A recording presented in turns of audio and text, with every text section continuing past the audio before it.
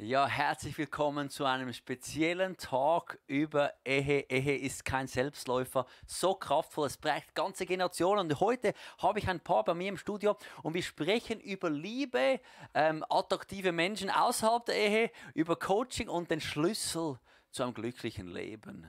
Große Fragen. Willkommen, Bernhard und Anina. Danke vielmals.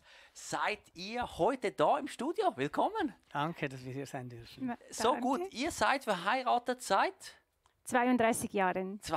Ihr habt also noch einigen Fortschritt, wir sind erst bei 12, Marion und ich, und ihr habt Kinder?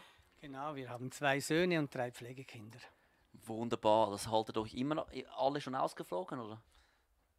2 sind noch zu Hause, eine ganz, eine halb und eine ist ausgeflogen. Genau. Und die Söhne, die sind weg. So gut, ihr seid beide immer noch wieder berufstätig und ihr arbeitet aber als freiwillig im ICF mit. Was ist eure Aufgabe dort?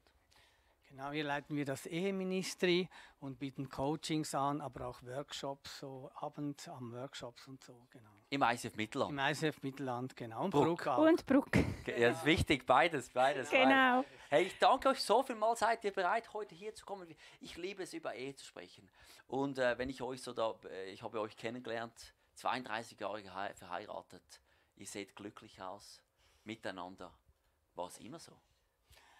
Ja, nein, das war nicht immer so. Wir waren ein paar Jahre in Sizilien und da passierte es, dass ich eine andere Frau attraktiv fand und irgendwie nicht mehr genau wusste, wo mein Kopf stand.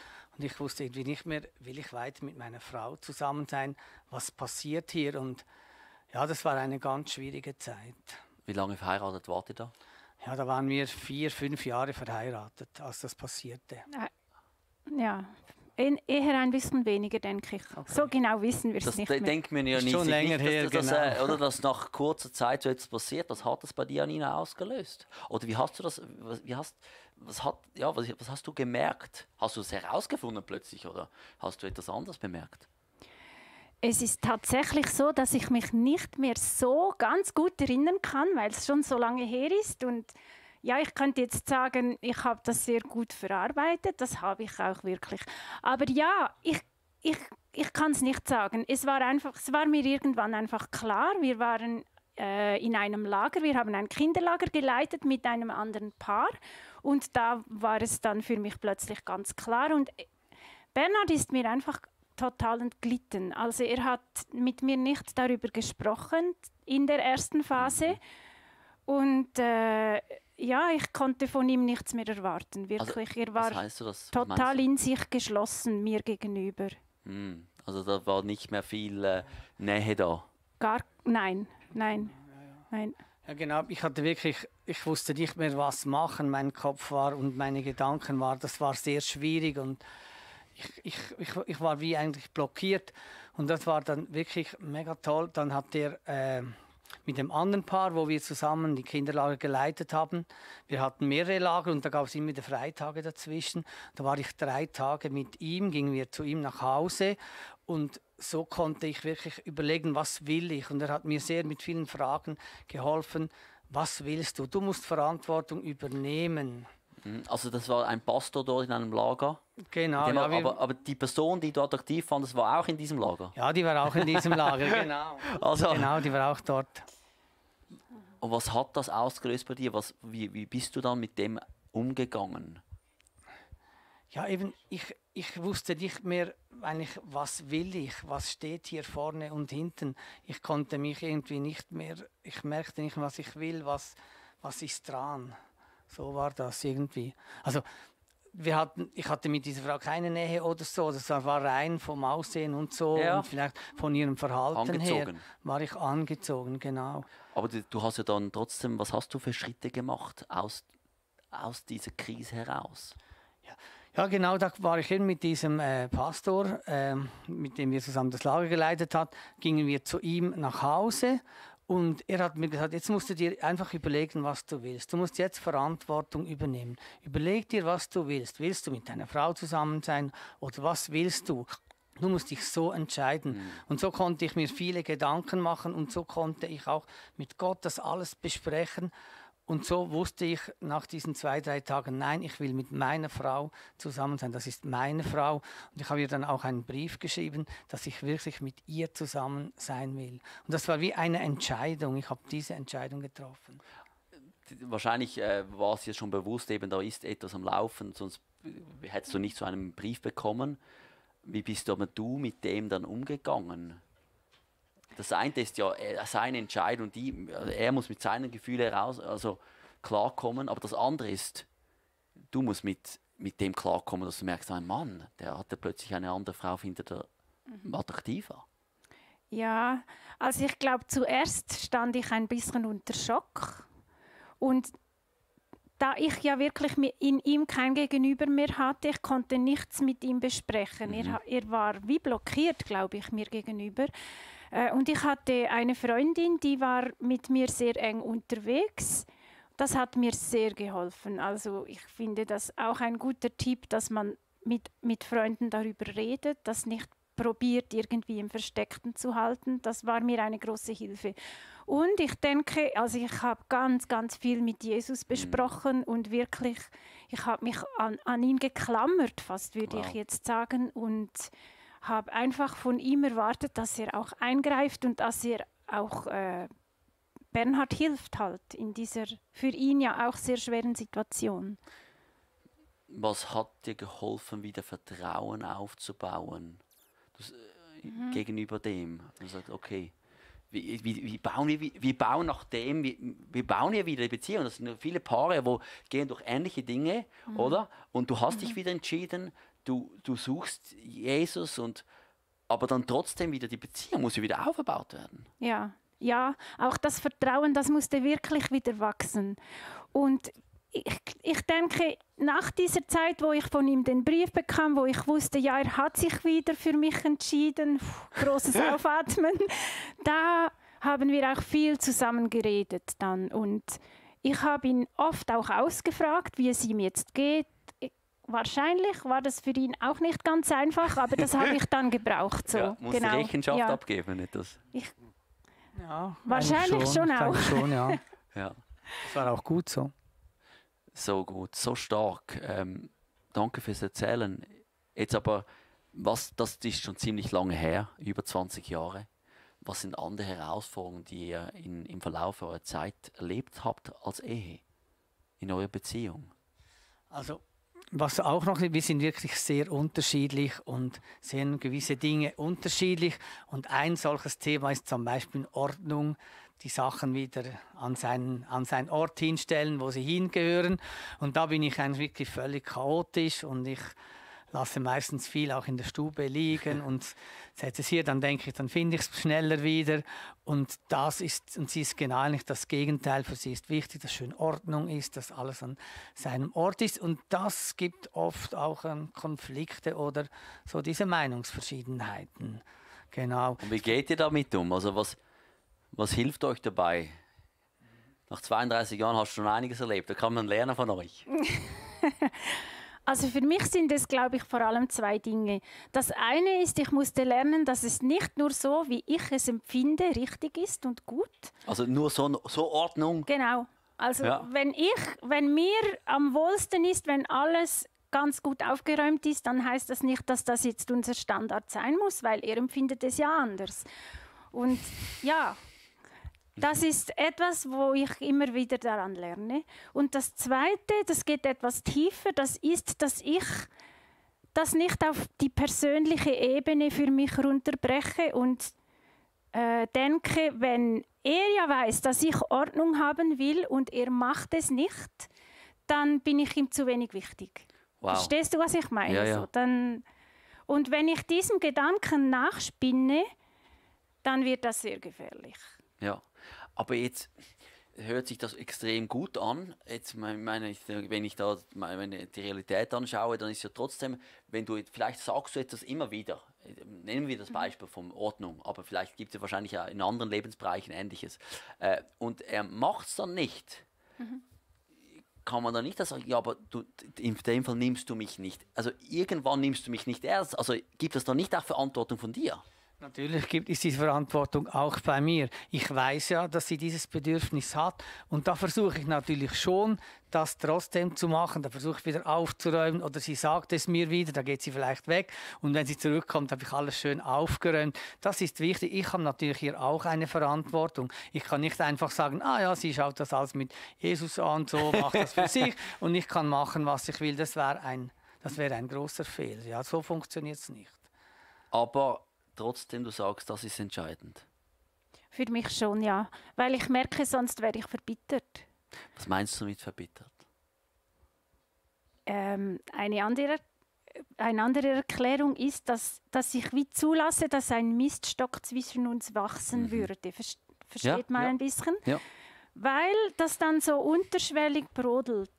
Und ich bin nicht mehr so ganz zufrieden und trage das mit mir herum. Und das hat ja dann Auswirkungen auf unser Miteinander. Und deshalb bin ich immer wieder gefordert und ich finde, es ist auch meine Verantwortung, dass ich mit diesen Dingen, die mir nicht so ganz passen, die mich nicht so ganz befriedigen, Bernhard gegenüber, dass ich mit diesen Dingen, ich mache das so, dass ich zu Gott gehe, dass ich mein Herz bei Jesus ausschütte, dass ich Jesus sage, schau mal, wie da wieder alles rumliegt, es nervt, ich kann damit nicht umgehen, ich will das eigentlich nicht und dass das wie mein Ort ist, wo ich abladen kann, weil ich das ja dann brauche. Und Jesus kann mir ja auch geben, was ich dann brauche. Also, oder wenn ich den Gedanken habe, ich bin ihm zu wenig wichtig, sonst würde er aufräumen, dann kann ich bei Gott abholen, dass ich bei Gott aber meinen Wert ja habe und wichtig bin und unglaublich wertvoll. Gibt es aber auch einen Moment, nachdem du das gemacht hast, wo du erzählst, hey, das hat das bei mir ausgelöst? Ja, auf jeden Fall. Also es ist ja auch wichtig, dass er weiß, was ich für Bedürfnisse habe. Aber mein Glück soll nicht davon abhängen, dass er das alles befriedigt das oder erfüllt. Tief, ja. Ja, das ist mega wichtig, dass wir miteinander sprechen und uns Anteil lassen, was es ausgelöst hat bei mir oder bei ihr. Lass uns etwas über Ehecoaching sprechen. Ihr seid jetzt, begleitet viele Paare. Was würdet ihr sagen, was beobachtet ihr, dass das größte Missverständnis ist, punkto Ehecoaching? Jetzt machen wir jetzt einen Turn. Ja, ich glaube, viele denken, dass so ein Ehecoaching, dass wenn sie da so an einen Ort hingehen, dass da wir irgendwie sagen, jetzt musst du das ändern oder das verändern und wie sie so in einen Druck reinkommen bei der Veränderung. Und was ich auch glaube, ist einfach, dass man denkt, ja, wenn wir Ehecoaching brauchen, dann ist unsere Beziehung mit Gott irgendwie nicht richtig. Also wenn ich mit Gott gut unterwegs bin, brauche ich das nicht. Dann brauche ich das nicht. Ehevorbereitung, okay, aber nachher sollte es doch klappen und sonst sind wir irgendwie, ja, stimmt etwas mit uns nicht. Ja. Und ich denke, das ist ein ganz, ganz großes Missverständnis. Und man sieht ja das auch, Beispiel, die Autos, auch die besten Autos brauchen mal einen Service. Und vielleicht das verstehe ich, dieses Beispiel. Läuft es gut und nachher läuft es noch besser. Also ein Coaching kann auch in einem Bereich, wo es gut läuft, machen, dass es noch besser läuft. Dass die Ehe noch schöner wird. Was erlebt ihr, wann ist Ehecoaching erfolgreich für das Paar? Was braucht es für Voraussetzungen? Das ist vielleicht eine große Frage, aber was hilft? Ja, genau. Nein, also was wir immer wieder erleben, ist, wenn Paare zu uns kommen, dann sind sie so wie ineinander verhakt. Ich erkläre es kurz, das heißt, jeder hat Erwartungen an den Partner, das ist ja normal, das haben wir. Und wenn unser Glück davon abhängt, dass mein Partner mir diese Bedürfnisse erfüllt oder meine Erwartungen erfüllt, dann bin ich nicht frei, weil ich bin abhängig von Bernhard, dass er das mir erfüllt und gleichzeitig machen meine Erwartungen ihm Druck und er ist auch nicht frei. Und wenn man das schafft, dass das wie entflechtet wird oder dass diese Verhakung aufgelöst wird, dann geschieht Freiheit in der Beziehung, dann kann viel mehr auch unabhängige Liebe fließen und da geschieht Veränderung. Lass uns da noch etwas bleiben. Das heißt, wenn ich das jetzt richtig höre, du sagst, ich muss bereit sein, an mir selber zuerst zu arbeiten, unabhängig, ob die andere Person an sich arbeitet. Ist das richtig? Ja, genau. Ja. Ja, es geht eigentlich darum, wie ist meine Beziehung zu Gott, wie ist die Beziehung auch zu mir selber. Und diese beiden Beziehungen sind eigentlich, denke ich, sind eine große Voraussetzung für nachher eine gute Ehe, gute Partnerschaft. Wenn es mir mit mir selber gut geht, mit Gott gut geht, habe ich ganz wichtige Voraussetzungen. Sind das wichtige Voraussetzungen? Erklär mal das nochmal, was meinst du mit diesem Dreieck? Ja, genau. Wir haben Beziehungen zu Gott, wir haben eine Beziehung zu uns selber und wir haben Beziehung zu unserem Nächsten oder eben zu unserem Ehepartner. Das sind eigentlich 3 Beziehungen. Und damit die Beziehung zu unserem Ehepartner gut sein kann, denke ich, ist wichtig die Beziehung zu Gott oder zu meinen Werten, kann man auch sagen, aber auch zu mir selber, ganz wichtig. Habe ich mich akzeptiert, wie ich bin, auch mit meinen Schwächen, meinen Fehlern vielleicht. Wie geht es mir da drin? Kann ich das leben? Und wenn ich das kann, dann ist ja nicht meine Frau jetzt in diesem Fall, wo das erfüllen muss, sondern dann bin ich in diesem Sinn, geht das so. Ja, ist spannend, weil oft ja, man hat das Gefühl, der Partner macht etwas falsch, aber das Problem liegt eigentlich, weil man selber mit sich noch nicht im Reinen ist, oder? Genau. Ich finde, ein guter Begriff, der das auch noch erklärt, ist das selber stehen. Also ich, Anina, will auch in unserer Ehe selber stehen. Das heißt, ich weiß, wer ich bin unabhängig eigentlich. Also ich bin abhängig von Gott vor allem. Ja. Und Bernhard soll auch selber stehen. Er soll auch nicht nur dann stehen können, wenn ich so funktioniere oder so bin, wie er sich das vorstellt. Und dieses Selberstehen ist für uns ein großer Schlüssel in unserer Beziehung. Du meinst mit dem nicht, dass du unabhängig, du brauchst den anderen nicht mehr, also du bist Distanz. Nein. Wie kann dann trotzdem ein Miteinander sein und du sagst, wir stehen unabhängig? Ja, zum Selberstehen gehört, dass ich meine Verantwortung in der Ehe auch wahrnehme. Also dort drin ist ganz fest auch die Eigenverantwortung für meine Rolle und ich bin ja seine Frau. Und diese Verantwortung, die trage ich in erster Linie vor Gott, weil er hält uns ja zusammen, wenn man das Ganze in einem Dreieck anschaut. Und wenn ich stehe und meine Verantwortung wahrnehme, dann funktioniert das auch. Genau. Ja, die Liebe nachher, die fließt, unsere Beziehung, unsere schönen alles das, was wir als Ehepaar, als Liebespaar erleben dürfen, ist dann frei und nicht abhängig im Sinn, dass nur sie glücklich ist, wenn ich alles erfülle von ihr. Das. Mega stark, inspirierend. Vielleicht noch ganz kurz zum Schluss. Leute schauen zu, sind vielleicht inspiriert von Ehe-Coaching. Oft ist ja meistens, jemand möchte mehr das Coaching, der andere Person vielleicht weniger. Was hilft, dass trotzdem beide kommen? Oder ja, wie gehen wir mit dem um? Habt ihr da schon Erfahrungen gemacht? Ja, es ist fast normal, dass jemand so ein bisschen das Zugpferd ist, genau. Und wenn sich jemand mitziehen lässt und ein Ja hat dann dazu, dann ist das super.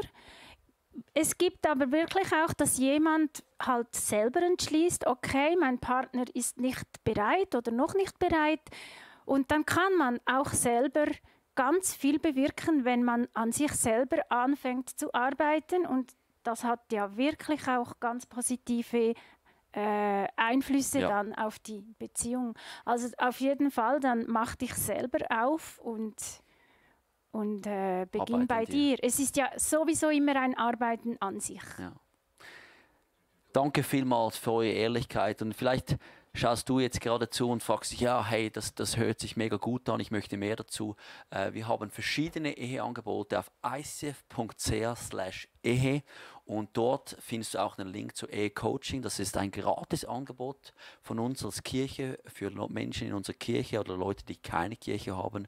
Du kannst dich jederzeit einfach bei uns melden, vertraulich. Das sind intern geschulte, wunderbare Paare, die sich zur Verfügung stellen für solche Paargespräche. Ich danke euch vielmals für dieses Gespräch, für eure Ehrlichkeit und danke vielmals, habt ihr einfach da euer Eheleben etwas geöffnet und wir konnten richtig inspiriert werden. Danke, dass wir hier sein durften. Danke. Tschüss miteinander.